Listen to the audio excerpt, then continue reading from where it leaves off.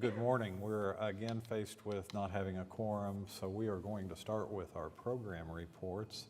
And I want to go out of order and start with the transit system report, if that's okay with Jesse.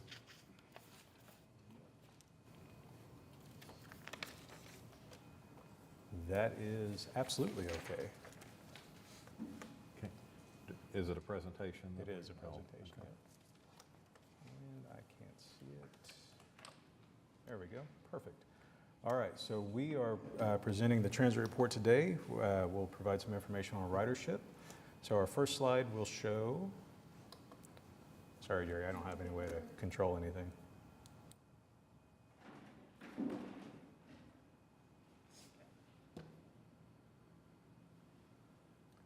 Fantastic, thank you. Yep, thanks. All right. So first slide here shows our September ridership. So in the month of September, our monthly total there was 41,000, just a little over 41,000. And our average daily ridership was a little over 1,300. And then our cumulative since launch through September of 2024, we've carried 366,263 passengers. And our average daily ridership since launch is a little over 1,200.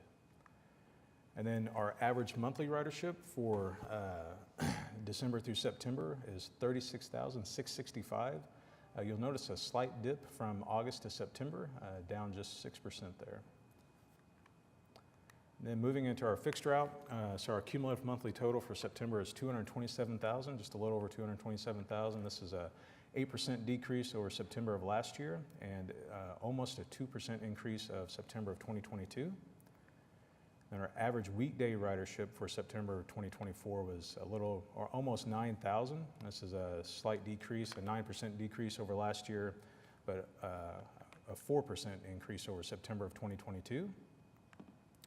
Then our fixed route average weeknight ridership, the average there is 416 for September. This is a 6% decrease over last year, but almost a 5% increase over September of 2022. Jesse, can I ask a question? Absolutely. These figures for the fixed route do not include the rapid, correct? That's correct. Yep, Okay. they're tracked completely separate. Okay. Yep. So Great that question. with the rapid, it really is an increase. That's right. Yep. Okay. Exactly.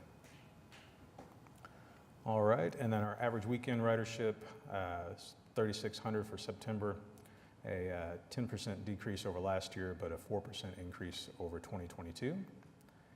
And then for our plus, our cumulative monthly total is almost 4,000 for September. This is an increase over last year, but a slight decrease over 2022. And so that's our BRT fixed route and plus. I'll pause there, take any questions before I move into streetcar. Any questions? Okay. All right, so streetcar, so our cumulative monthly total for September for streetcar was almost 22,000. We continue to see an increase this fiscal year for streetcar. We take into account that we are seeing more outside events in July, August, and September. We think that's contributing to that ridership increase. We've also made some changes with our schedule, and so we've increased our frequency there. We were averaging about 14 minutes, but we've got that down to 11 and 12 minutes during peak. So we've seen that help drive that ridership also. Our average weekday ridership for the streetcar is almost 700. This is an increase from 2023 and an increase of from 2022 also. And our average weekend ridership is almost 900. This is a slight decrease from last year, but nearly a 33% or 34% increase over 2022. And then moving into our river cruises, so our cumulative monthly total for September was 721.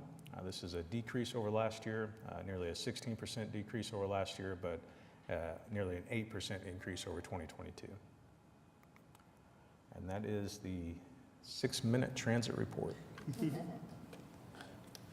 All right, thank you. Are there any questions on the transit side? Okay. Do we want to go ahead and call the meeting officially to order? We now have a 5-person quorum. First of all, welcome to November. The year is screeching along pretty fast. There are no items from the chairman. Are there any residents to be heard? There are no residents to be heard. Then approval of the minutes from the October 4th COPTA board meeting. Is there a motion to approve? It's been moved and seconded. Please vote electronically.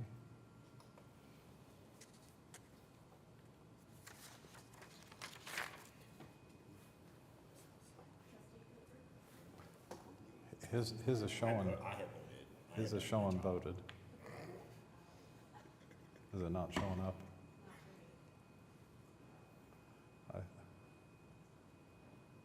I see green on all the way across. Motion passes. Okay. Then moving on to the consent docket. Are there any items that the trustees would like to consider individually? If not, is there a motion to approve the consent docket? It's been moved and seconded. Please vote electronically. Motion passes. Moving to items for individual consideration. Item A is a resolution amending the Clever Devices scope of work to include Clever Insights for ridership performance software as a service, additional training and parts, and decompressed implementation schedule with revised payment milestones. Jesse? Yeah, so if you'll remember, so in the past we've used TripSpark and Trapeze as our main CAD AVL system. That's what really tracks our buses out on the system and also helps track our ridership. As we were prepping for the launch of the Rapid Northwest, we looked at, how could we upgrade that system to a more modern system? And so our IT department went out with an RFP. And we came back and the board approved Clever Devices as our new CAD AVL system. Part of that included the RideCheck software. And so this is really the program or the module that takes in that information from our APCs, our automatic passenger counters, right? That's how we track our ridership. Really takes that in, aggregates it down, and that's what helps us be able to report our ridership data. So that module is actually being taken out of the system, and Clever is implementing a new ridership item or module, and that's Clever Insights. And so part of this amendment is taking that into account, removing that RideCheck and implementing the Clever Insights. But it also decompresses the schedule. So as we were prepping for the launch of the BRT, we were clearly pushing really, really hard with our contractor there to make sure that we maintain that schedule and we're able to launch on time. As we were going through that process, we realized that to be able to get the best product that we possibly could, it would be in our best interest and the board's best interest to decompress that schedule. And so our IT department has worked with Clever Insights and really decompress that schedule to be able to get the best product that we possibly can for our fixed route and our streetcar system. And so we're currently in the process of implementing Clever on the streetcar, and then we're going to quickly transition to implementing Clever on our fixed route system. And so that's what this amendment does, or this resolution. This is a no-cost resolution and amendment, but it does, again, decompress that schedule slightly. So there will be some milestone changes. Okay, are there any questions or comments about this? Sounds like progress is being made. Yep. If not, is there a motion to adopt the motion? It's been moved and seconded. Please vote electronically.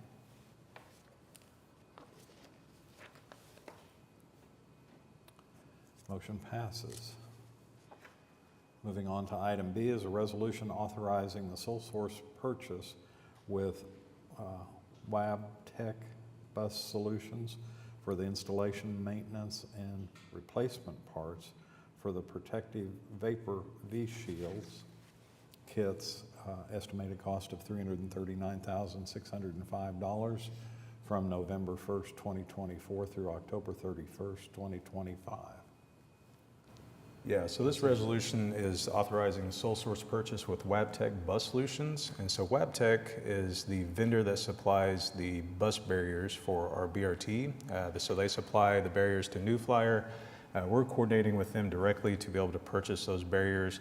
So if you remember back in 2020 when we were going through COVID, we purchased a lot of barriers for our operators for our fixed route buses. And so those barriers are essentially plexiglass, right? And they're not very robust. And so when we were implementing the BRT, we purchased these barriers. And what we noticed is that they're a much more modern barrier. And so they actually have fans built into the door, so they help circulate the air. And they also have essentially a power window, right? And so you've got this thick plexiglass, but it's got a power window so the operators can communicate directly with our customers. And so this sole source agreement resolution allows us to purchase directly from that vendor. And so our maintenance department has worked with them and essentially developed a retrofit kit, the first in the nation, which is pretty awesome. Huge shout out to our maintenance team helping develop that with that vendor. And so with this, we're going to be able to purchase that more robust and modern barrier and outfit our entire fixed route fleet with this more modern barrier. Okay, sounds like it is a more secure addition to our bus fleet also. Yeah, absolutely. All right. Are there any questions or comments from the trustees? If not, is there a motion to adopt? It's been moved and seconded. Please vote electronically.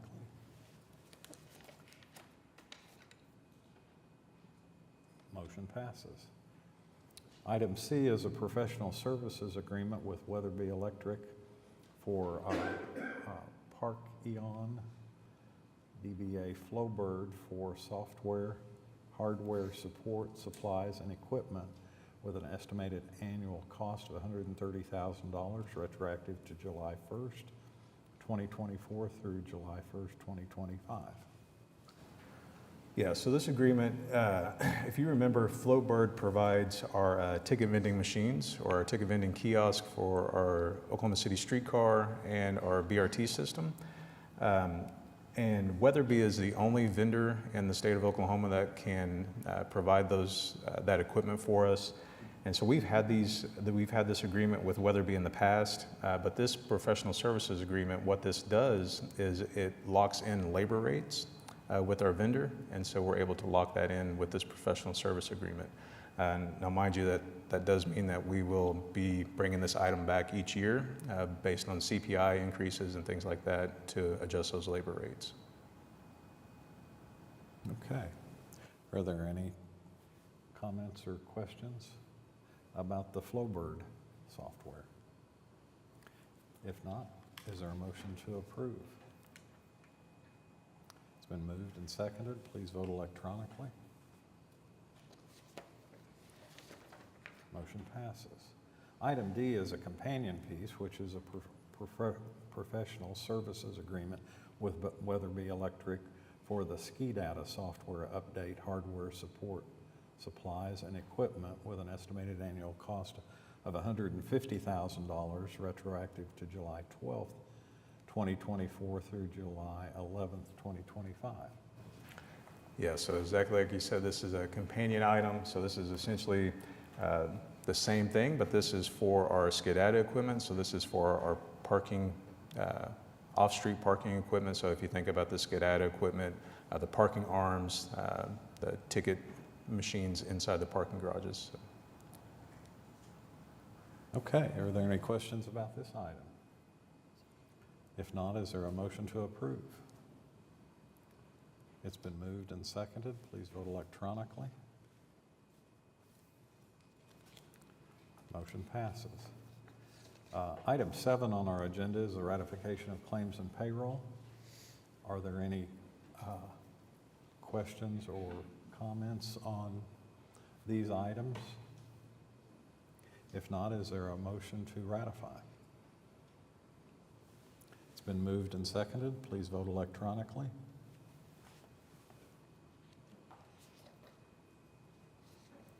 Motion passes. Moving to item 8 is receiving our financial reports. Suzanne's going to make the presentation. Item A is the schedule of revenue and expenditures budget to actual for the month ending September 30th. Good morning. So I do have a PowerPoint for you again today. I think I'll keep this going. I think it helps hopefully for you to track along the financial report. So, but you do have the financial report in your packet if you want to look at it on paper. So last month I mentioned some of the nuances that we're experiencing with our new financial system and the impact that it has on the numbers in our report. I mentioned that some of it was related to some prior fiscal year expenses being in this report. I feel pretty good about this report being fairly clean of any 24 expenses in it. So the accounting staff have really worked hard to help ensure that this report really just reflects our FY25 expenses. So starting on page 2, which is our transportation operations. So we're 3 months into the fiscal year, September 30. And so the summary for transportation is our revenues have exceeded expenditures by $800,000. Our year-to-date revenues are $11 million, and it's ahead of budget by 7%. And our year-to-date expenditures are $10 million and slightly under budget at 2%. So I'll highlight a couple of the revenue line items for you. So still on page 2, so the other passenger revenue line, the first line there highlighted. So this is one we don't talk about a whole lot, so I thought I'd just take the opportunity to remind you what is in other passenger revenue. So what's in this is our city employees, when they are hired, they can get a bus pass or they can get a parking pass. So our revenue from bus passes sold to the city for employees is in this line. And then also our community development block grant revenue is in this line. So in September, you all approved an agreement with the city to receive that revenue and provide passes. So the revenue is in this line. You'll notice there's quite a bit of a variance. We've only collected $900 so far. So that really is just timing. We are still working through getting that payment from the city. So we have no reason to believe there's any concerns with collecting this revenue. In fact, some of it's already started coming in the month of October. And then going down to federal grants. So our federal grants budget's $8.5 million. It's the same budget we had last fiscal year. Our year-to-date budget was 1.3, and we've collected 1.4. So we're about $111,000 ahead of budget with our revenue, which is 8%. And then I just wanted to point out to you, if you looked at prior year, and you'll see year-to-date we were at 940, and year-to-date this year at 1.4 million. That I looked at last year just for kind of a refresher, and what happened last year was the system that the FTA uses closes for their fiscal year in October. And so it was just a timing issue where the September revenue didn't come in. So next month we'll be on track. We're really not ahead of where we were last year, other than the fact that the revenue wasn't booked in the September. So there was no revenue booked in that line last year this time. And then moving down to expenditures. So I've just got really one to highlight for you. Most of these line items are on track with budget or under budget on our expenses. The payments to the City Transportation Fund is just one example of just some of the things we're learning about the new system. You'll see that we're over budget by $415,000, and this is because some of the expenses that occurred in October are actually showing up on this report in September. The books stay open for a period of time, and so there's just some transactional changes there, but this is something that will be cleared up next month. So October expenses are in this line. So I'm going to move over to parking operations, which is on page 4 of your report. So our parking revenues exceeded expenditures by $500,000. Year-to-date revenues, $1.4 million, which is under budget by 10%. And our year-to-date expenditures are at $900,000, also under budget by 10%. So I'll highlight a couple of revenue line items for you. This is pretty similar to last month, what I reported, so really nothing much has changed on the reason for the variances, but I'll go over that again. So the monthly contracts, you'll note that we were expecting to collect $715,000, and we instead collected $668,000 for a $47,000 variance. Looking at actual year-to-date compared to prior year, we're under $50,000, but if you look at the parking report in your packet, you'll notice we haven't decreased in our monthly contract number of contract parkers. It's just a collection issue and timing of collecting that revenue. So there is no cause right now for concern for us. We are still on track to meet our budgeted revenue in that line. And then the one below it, the events and transient parking. So we were expecting to collect $791,000, and we collected $644,000 of revenue. So close to 20% under budget from where we thought we would be. But we are ahead of prior year, you'll see, by almost $100,000. So certainly outperforming last year, this year to date. So the reason for the variance there mostly has to do with just our budget's just a little bit more assertive than what we're actually seeing. We're monitoring it, but again, really no concern right now that we will have an issue collecting the revenue we've budgeted for events and transient parking. I'm going to move us over to River Cruises operations, which is page 5. So the revenues exceed expenditures by close to $70,000. Year-to-date revenues are close to $300,000 and exceed the budget by 14%. Year-to-date expenditures are $229,000, exceeding budget by 1%. So talk to you a little bit about the revenues. So you'll notice in your packet, if you're looking at the report, pretty much every line under revenues is at budget or over budget. So we're doing well in our collections of revenue with the River Cruises. And even if you look over at prior year, most revenue lines were exceeding prior year revenues. Jesse mentioned in his transit report that we are down 10% in our ridership, so just wanted to explain that to you. Our specialty cruises and charters and concessions, of course, are not factored into that, and so we've had more ridership in our specialty cruises and charters, which generates more revenue for us. So you'll see that our general fares are down from prior year, but our specialty cruises, charters, concessions, those are all up from prior fiscal year. Moving down to the expenditure side. So other services and fees is the one line that we are over budget by $7,800. And with this, this will actually have a correction in our next month's report. There were some capital expenses that were incorrectly booked into our operating budget. So we're actually under budget in our expenses for River. And then I'm just going to share a summary of the streetcar operations for you. So our revenues exceed expenditures by $303,000. Our year-to-date revenues are $1.8 million, meeting budget. And our year-to-date expenditures are $1.5 million, under budget by 83%. So that is what I have for you this morning, but happy to take any questions. Are there any questions or comments?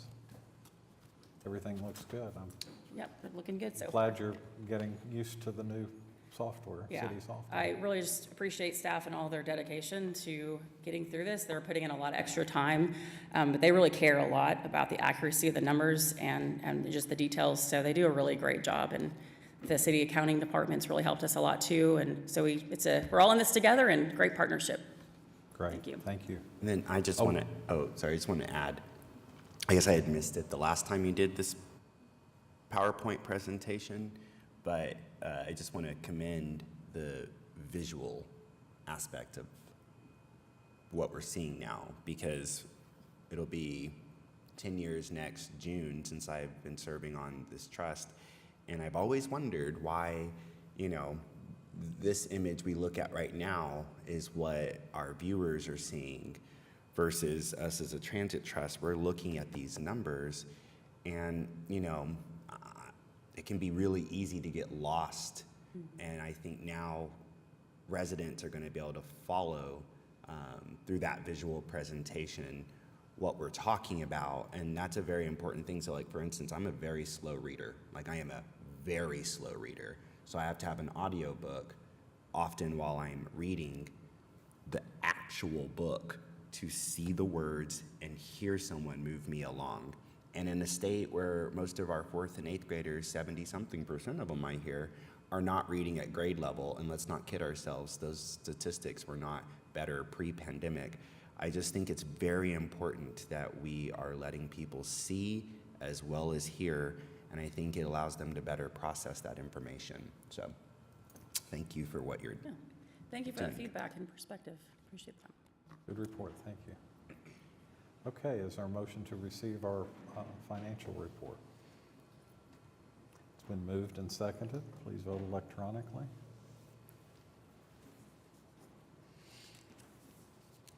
Motion passes.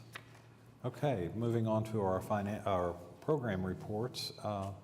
We have a presentation of the capital improvement projects by Kristen Torkelson.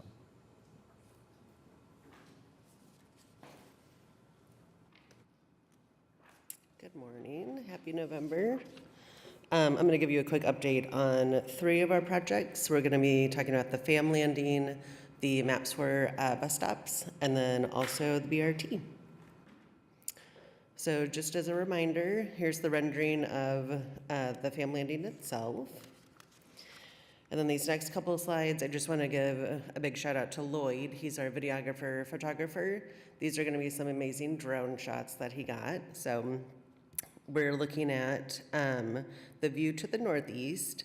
So you can see the O'Connor Resort Hotel, and then there's the parking garage off to the right there. And then the landing itself. This photo was actually taken in September. Here's more of a close-up of where they're digging out. You can see like the white PVC pipe here, it's actually 2 dewatering systems. So at this point, they were getting to go below water level so they can start doing the concrete pours. It's just a lot of earthwork at this point. You can also see the sheet piling in this image. And then here's the view to the southwest. So you can see in the background there is the First Americans Museum. So it kind of puts the whole area in perspective. And then this was actually the first concrete pour for the project. This was done in October. So you can see that little chunk over there, and then they did the other half later that week. So we did the first half of the photo there. And then here's the overall, so you can kind of get an idea of like the water park itself, the hotel, parking garage, FAM Museum, and then this is where they're building that pedestrian bridge as well. On to the maps for bus stops. Just a reminder, the contract was awarded to Atlas in April. This is for phase 1, so we have proposed 140 bus stops. And we actually had a field meeting yesterday. So some of these numbers have changed slightly. We're actually up to 42 that have been completed with the concrete pours and the ADA accessible pads. We are still waiting on right-of-way for some of these stops. So they're currently working in Zone E, so you can see that down to the south.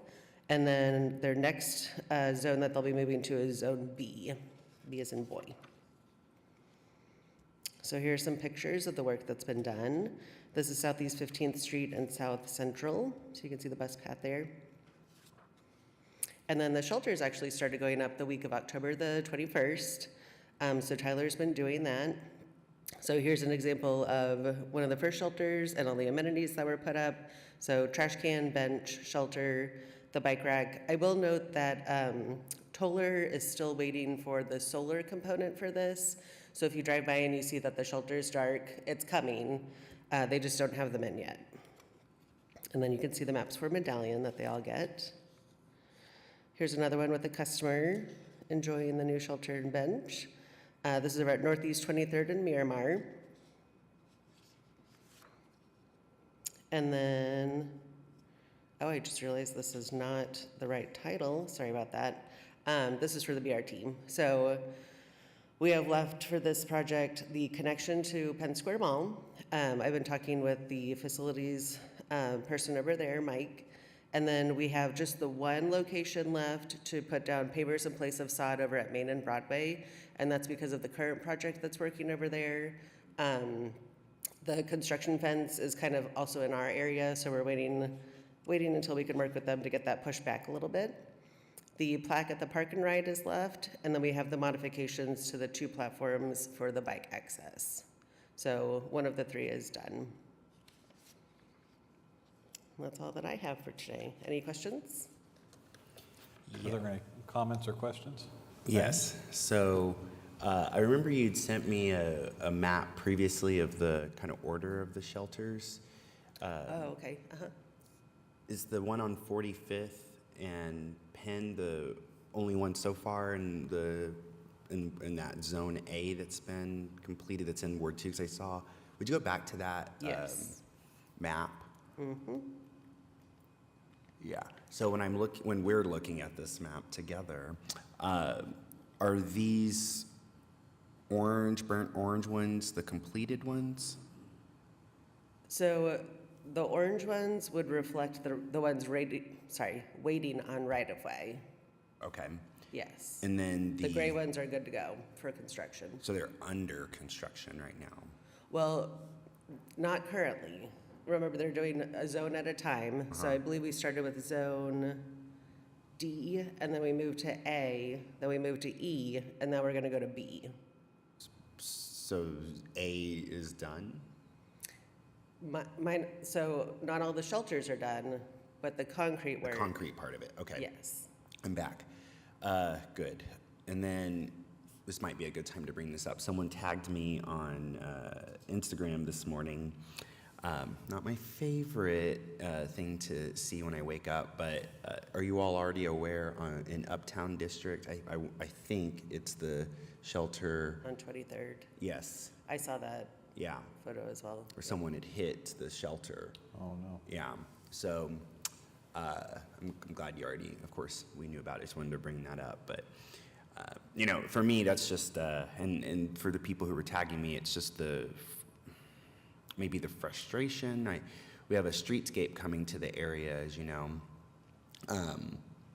But just so many instances where these vehicles, it's not even so many. It's so much so, my friends who I've mentioned from the Horseshoe previously, who are in a sludge metal band and heading out on tour again tomorrow, they literally will play a concert, and behind them, projected on a screen, are screenshots. Maybe you all remember me saying this, but it's worth repeating again. Screenshots from local news articles of vehicles that have plowed into either someone's home or business. They're never at a loss of those images. And when we went to Copenhagen a year ago, that was the image, I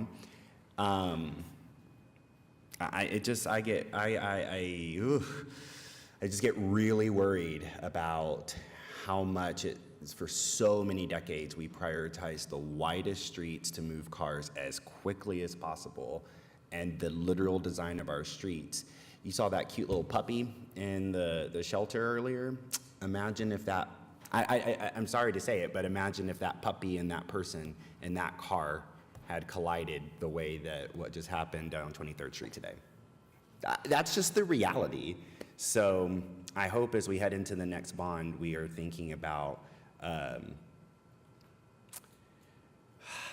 lane narrowing and more streetscape designs to make the traffic not, a speedway.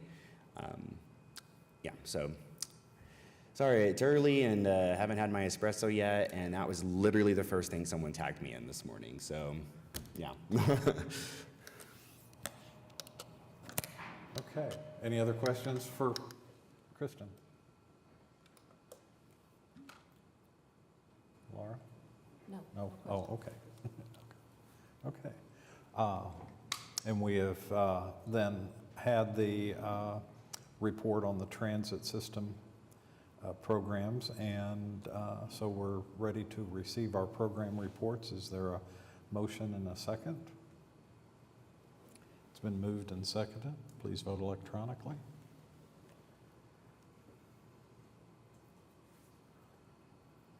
Motion passes.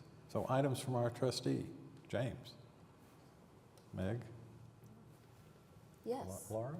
a moment of privilege, if I may, Mr. Chairman. Please do.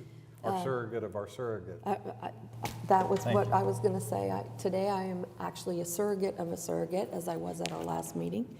But this is likely to be my last meeting with the COTPA Trust. And I just wanted to say that it's been a tremendous honor for me to serve with the Trust. I feel really proud of the things that we've done together as a team. I've been on the Trust through 3 directors of the department, and I think each one of them has accomplished great things, but so many improvements. And Jesse, you've got big shoes to fill, as you know. But it's customary for the assistant city manager who's over that department to serve as the trustee, the surrogate trustee for the city manager. That wasn't possible while Jason was serving in both roles because it seemed like a conflict of interest, too much power in one person. So I had filled that role for the last couple of years while he was getting ready to fill the director's position, but now that's filled. Congratulations, Jesse. And Jason will be serving as the city manager's surrogate. But I was a surrogate for 13 years, and then before that served as the finance director. So my association with the trust is long, and we've done a lot of great stuff. Weekend service, night service, a lot of expansion in our special services, and then adding the BRT. And I like to think that I was a part of that. We sold 2 parking garages and built a new parking garage. We've made tremendous improvements in technology and customer service. So many things that I can look back on with great pride and respect for all of you who make that happen all the time. It's been a great ride. I have given the city manager a date for my retirement, which is March 14th. So I just kind of wanted to say my farewell and appreciation for all of you. And thanks to the trustees, especially the outside trustees, but Councilman Cooper, who serves virtually salary-free also as a trustee, to put your personal time and effort into being a trustee and being here so that this important service can continue to be expanded for our residents. Appreciate it. What is retirement? I'm not familiar with this concept. No, It's something that happens after 45 years of service and on your 68th birthday. So good luck getting there. Okay, all right, I see a vision. I wasn't going to say anything, but I didn't know this news. But strange, because as I was sitting here, particularly because of Suzanne's visual presentation, my brain went back to the first meeting I had on this horseshoe as a trustee. And Laura, for those of you who don't know this, Laura literally pulled me aside and I was like, oh no, am I in trouble? And took my best friend Aaron and me to the city manager's office and just set us down and was the literal, like, almost like ombudsman, like ambassador, and said, whatever you need, I'm here. Like you said, I'm here for you. And it was just that personal touch, and it was an introduction to city government that I didn't have. And you made this all less abstract. So I'm sure I've said this to you before, but like, thank you. You literally were my introduction to how city government functions. And 4 years later, you kind of helped pave the way through that that conversation for me going, okay, I think I know what levers I need to start pulling to deliver for the ward. So just, we have a couple more months together, so that's great. We'll do longer speeches, I'm sure, and that sort of stuff. But just thank you, because you've been quite the guide through all of this, Laura. I'd like to echo that and say that you've been a great wing person for me as vice chair and chair. As I've chaired these meetings, Laura keeps me in line and the straight and narrow. But appreciate all your work for the trust over the years. And all this time, I thought I was just keeping Steve in line. Impossible. You've kept us all in line, and we appreciate it very, very much.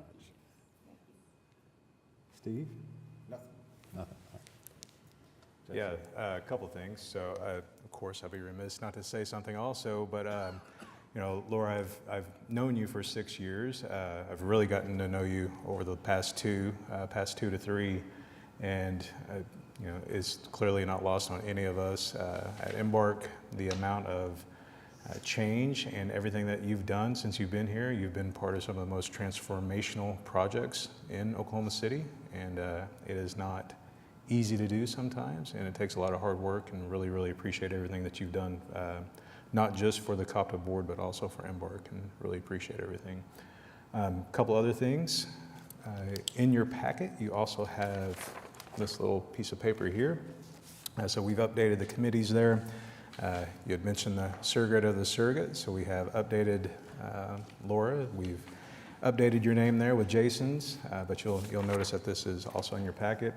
A couple other things. So if you'll remember, back in 2020, we launched a program that was a park and ride program for the streetcar system. Essentially, you could use one of our downtown parking garages, and your receipt would be complimentary pass for up to 2 folks to be able to use the streetcar. In 2023, we amended that to include the BRT.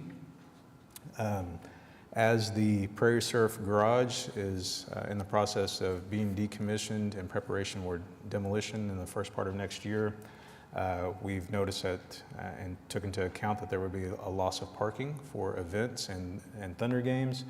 And so what we've done is we've worked with the Thunder, and we've identified the Sheridan Walker Garage and the Arts District Garage to be able to provide access during those Thunder games.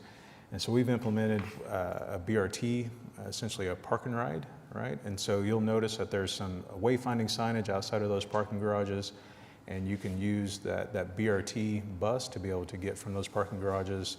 They'll pick you up just outside those parking garages and take you directly to the arena stop, the OKC Streetcar Arena stop. We operate that 2 hours prior to the game, during the 2 hours of the game, and post-game also. So taking you from the garages to the game and then back to the garages. And then my final remark here is yesterday we were notified, there's going to be a public announcement here shortly, but yesterday we were notified that the planning department, in conjunction with Embark, received a $975,000 planning grant for transit-oriented development. And that transit-oriented development is focused on a 3-mile stretch along Classen between 10th and I believe Northwest 48th Street. So it's really going to focus on, again, transit-oriented development along the corridor, but also improving connections, pedestrian connections, cyclist connections, those types of things. So very, very exciting. Really exciting. Yeah, it's huge. It's our first transit-oriented development of any type in Oklahoma City. And honestly, congrats to staff. Well, congrats to the city, first of all, but congrats to staff, and thank you to staff, because it was planning, it was Embark. Like, you'll have to apply for that. We applied last year. We didn't get it because of a technicality, quite frankly. But I mean, it was. The need was there, and you all just went back to the drawing board and made this happen. And that was actually what I was doing this morning before I got here, was like creating a quote for our public information office about this. So just thank you all for what you're doing. It goes through Ward 2. Where? No. Okay, very good. Well, thank you all very much. We'll go ahead and call the meeting adjourned.